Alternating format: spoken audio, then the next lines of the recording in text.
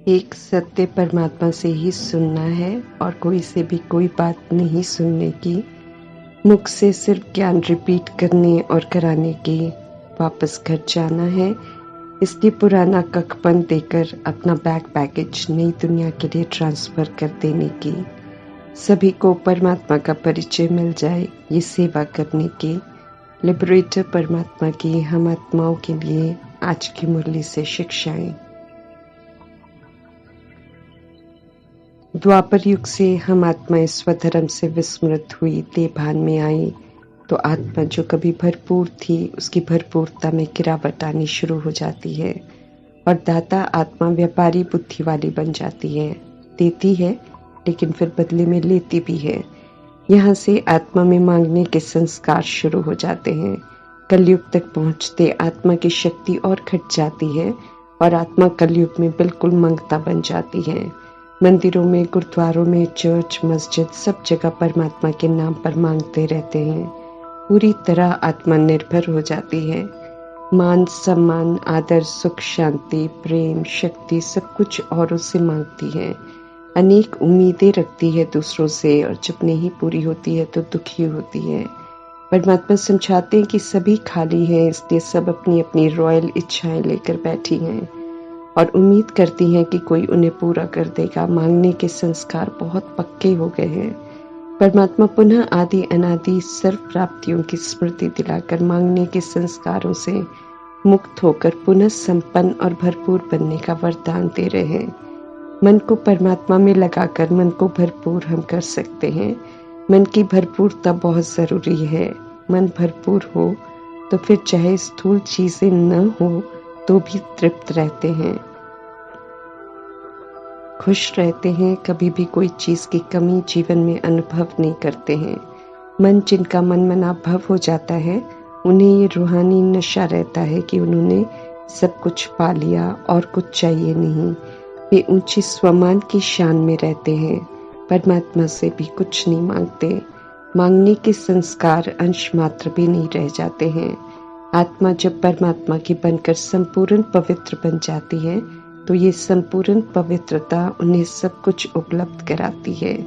उन्हें किसी से मांगने की जरूरत नहीं पड़ती। ऐसी आत्माएं संपन्न और भरपूर हो जाती हैं और जो खुद भरपूर हो जाते हैं वे ही बिना किसी से कुछ चाहे निस्वार्थ मास्टर दाता बनकर परमात्मा से मिला हुआ औरों को दे सकते हैं। पुनः देवता बना रहे हैं परमात्मा, इसलिए कहते हैं कि मांगने के संस्कारों से अब खुद को मुक्त करो। पवित्रता ही ऐसी शक्तिशाली अग्नि है जिसके सामने कोई भी बुराई टिक नहीं सकती। सभी बुराइयां जलकर भस्म हो जाती हैं। इसलिए परमात्मा कई बार कहते हैं कि पवित्र बनो। ये पवित्रता ही आपके अंत में रक्षा करेगी। न विकारों के अग्नि में जल रही आत्माएं और न इविल सोल्स अर्थात भटकती हुई आत्माएं समीप आ सकते हैं। अगर आत्मा संपूर्ण पवित्र है तो पवित्रता उनका सुरक्षा कवच बन जाती है। माया का अंतिम समय का राज्य है, इसलिए माया अपने बाहरी दिखावे के साथ, भपके के साथ बहुत प्रभावशाली है। माया की नजर खास हम आत्माओं पर है जो परमात्मा के सत्य मार्ग पर चलने की प्रतिज्ञा कर चुके हैं। आधा कल्प हम सब माया के ग्राहक थे, तो उसकी मत पर चल रहे थे तो वो खुश थी। अब जब उसकी मत पर नहीं चलने की ठानी है तो माया की नजरों में है। अच्छे अच्छों को भी माया अपना बनाने की क्षमता रखती है। इसलिए माया के प्रभाव से बचने के लिए परमात्मा राय दे रहे हैं कि बार बार सच्चे प्रीतम को याद करो। पुनः स्मृति दिला रहे हैं परमात्मा की प्रीतम बनकर वे आए हैं। हम सब आत्मा रूपी प्रीतमाओं को अपने साथ वापस घर ले चलने के लिए। जाने से पहले अपने विक्रम विनाश करने हैं, पावन बनना है, निराकारी निर्विकारी निरहंकारी स्थिति बनानी है, दैवी गुणों को धारण करना है। जितना याद में हम रहेंगे उतना सब सहज होता चला जाएगा। ड्रामा का राज परमात्मा ने बिल्कुल स्पष्ट कर दिया है। हम आत्माओं को समझ में आ गया है कि नाटक पूरा होने को है। पहले हमें शांति धाम जाना है, बेहद की शांति है वहाँ फिर सुख धाम बेहद सुखों की दुनिया में आना है। इसलिए अब हम परमात्मा से सुख और शांति नहीं मांगते हैं, बल्कि अपने शांत स्वरूप में स्थित होते हैं।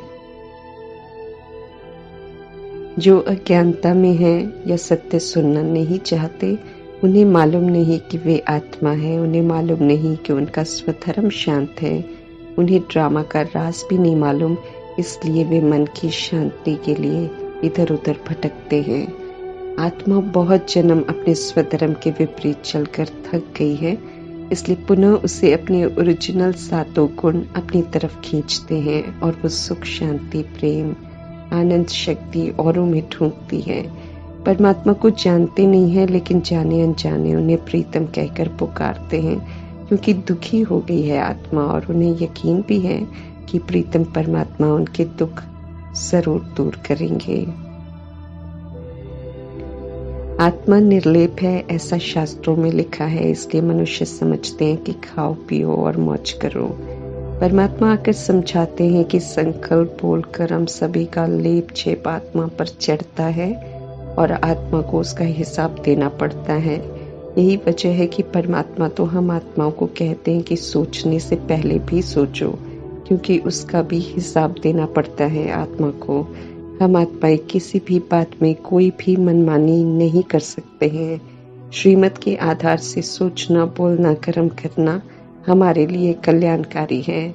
हमें फिर से सच्चा सोना अर्थात सतो प्रधान बनना है। यज्ञ, तप, स्थूल, दान, पुण्य करती हुई आत्माओं को, तीर्थों पर जाने वाली आत्माओं को, साक्षात्कार करने वाली आत्माओं को परमात्मा स्पष्ट कर रहे हैं, इनसे वे किसी को नहीं मिलते हैं।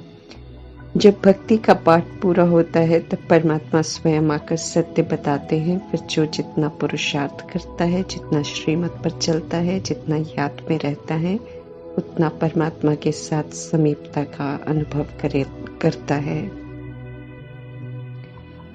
माया का राज्य पूरा होना है, इसलिए परमात्मा कहते हैं कि माया के आकर्षण को छोड़ स्वर्ग में चलने का पुरुषार्थ करो, जहाँ माया का नाम निशान नहीं होगा।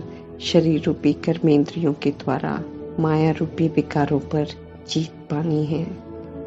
माया बार बार भुला कर दे अभिमान में ले आती है। परमात्मा बार बार याद की तरफ ध्यान खिंचवा कर दे अभिमान से मुक्त होने की विधि बताते हैं। हमें अभी आत्मा की पहचान मिली है, अपने स्वरूप, अपने स्वदेश, परम धाम, अपने स्वधर्म की समझ मिली है। हमें समझ मिली है कि पवित्रता के स्वधर्म को भूले हैं, इसलिए दुखी हैं, अशांत हैं। पुनः पवित्रता के स्वधर्म में लौटेंगे, सुखी और शांत हो जाएंगे। जैसे परमात्मा हमें सत्य से परिचित करा रहे हैं, ऐसे ही हमें औरों को भी परिचित कराना है। संगम युग में 3 पिताओं का राज समझना भी है और फिर औरों को समझाना भी है। शरीर के पिता लौकिक पिता कहलाते हैं, हर जन्म में वो बदलते रहते हैं। संगम युग में परमात्मा हम आत्माओं को प्रजापिता ब्रह्मा द्वारा अडॉप्ट करते हैं और वर्षा देते हैं, इसलिए अलौकिक पिता कहलाते हैं। संगम युग का ये उनका रोल है। पारलौकिक पिता तो हम आत्माओं के अविनाशी पिता हैं, वे कभी भी नहीं बदलते हैं। जहाँ आत्मा का कोई साथ नहीं निभाता, वहाँ परमात्मा ही साथ निभाते हैं। परमात्मा सुप्रीम है, उनका कोई पिता, शिक्षक, गुरु नहीं होता। इस समय हम मुख वंशावली ब्राह्मण बनते हैं और परमात्मा हम आत्माओं के पिता, शिक्षक, सतगुरु बन समझाते हैं कि दुख की नगरी बदली होकर सुख की नगरी बन जाएगी। रावण जिसने उल्टा मार्ग दिखाकर सब कुछ छीन लिया है, आत्मा को तमो प्रधान बना दिया है, अब उसी रावण पर जीत पहनने के लिए परमात्मा कहते हैं कि अब विकारों को यूज नहीं करो, अर्थात विकारों का राज्य समाप्त करो। पत्थर बुद्धि से परमात्मा इस समय हम आत्माओं को पारस बुद्धि बना रहे हैं। इस समय हम बुद्धि से रूहानी यात्रा पर हैं। परमात्मा की याद और उनकी श्रीमत के आधार से चलते हुए हमें इस कलयुग को छोड़ना है और शांति धाम से फिर सुख धाम जाना है। हमें पीछे मुड़कर अर्थात कलयुग की तरफ नहीं देखना है। यात्रा से हमें वापस लौटना नहीं है। गाइड बन परमात्मा लेकर जा रहे हैं, हमें उनके संग संग चलना है तो दुख से लिबरेट हो जाएंगे। परमात्मा का नाम, उनका रूप, उनका देश, उनका आने का समय सब तय है। कल्प के अंत में जब ड्रामा पूरी तरह बिगड़ जाता है तब परमात्मा आते हैं। विकारों की, अज्ञानता की रात्रि चल रही होती है जब परमात्मा आते हैं।